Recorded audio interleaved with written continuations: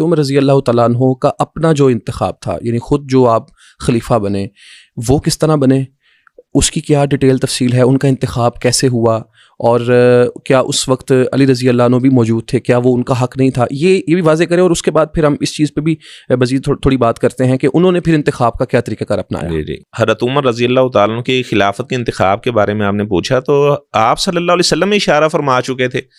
آپ صلی اللہ علیہ وسلم سے پوچھا گیا، عمر بن عاص رضی اللہ تعالیٰ عنہ انہوں نے غزوہ ذات سلاسل میں بڑا کارنامہ سر انجام دیا، ان کے ذہن میں آیا کہ ہو سکتا ہے کہ میرا پہلا نمبر بن گیا ہو، آپ صلی اللہ علیہ وسلم کی میں سب سے زیادہ محبوب بن گیا ہوں۔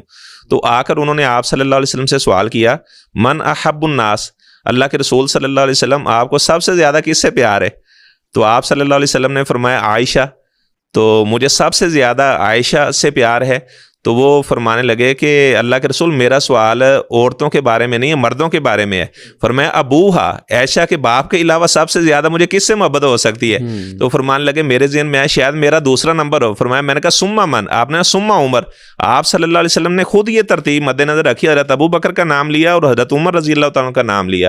اور آپ صلی اللہ علیہ وسلم اکثر مواقع پر فرمایا کرتے تھے میں داخل ہوا، ابو بکر داخل ہوئے، عمر داخل ہوئے، میں نکلا، ابو بکر نکلے، عمر نکلے۔ رسول اللہ علیہ السلام کی حدیث میں جو ترتیب تھی وہ یوں ہی تھی، بلکہ عبداللہ بن عمر رضی اللہ تعالیٰ کا بیان ہے، فرماتے ہیں آپ صلی اللہ علیہ وسلم زندہ تھے اور ہم یہ باتیں کیا کرتے تھے ابو بکرین ثم عمر ثم عثمان، اس کے بعد ہم کسی صحابی کو دوسرے پر فضیلت نہیں دیا کرتے تھے۔ بلکہ غزوہ احد کے موقع پر، یعنی جب ابو سفیان نے جب جنگ ختم ہوئی تو ابو سفیان نے کہا تو عبداللہ کے بیٹے زندہ ہیں؟ تو آپ نے فرمایا چپ رہو، جواب نہیں دینا۔ اس نے کہا کہ ابو قحافہ کا بیٹا ابو بکر زندہ ہے، یعنی کافر تھا، اور وہ بھی سمجھتا تھا کہ نبی کے بعد حضرت ابو بکر کا متصل نام ہے۔ تو آپ نے فرمایا کہ خاموش رہو۔ ان کا کیا خطاب کا بیٹا عمر زندہ ہے؟ اس نے بھی حضرت عمر کا دوسرا نام لیا۔ تو آپ نے فرمایا کہ خاموش رہو، جواب نہیں دینا۔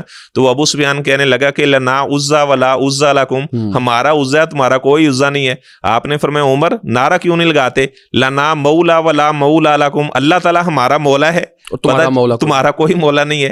تو یہاں سے پتہ چلا کہ حقیقی مولا اللہ تعالیٰ ہے۔ حضرت علی رضی اللہ تعالیٰ کو بھی مولا قرار دیا، لیکن وہ محبوب اور دوست کے معنی میں ہے۔ ذالک بان اللہ مولا الذین آمنوا، اللہ تعالیٰ ایمان والوں کا مولا ہے، وان الکافرین لا مولا لهم، کافروں کا کوئی مولا نہیں ہے۔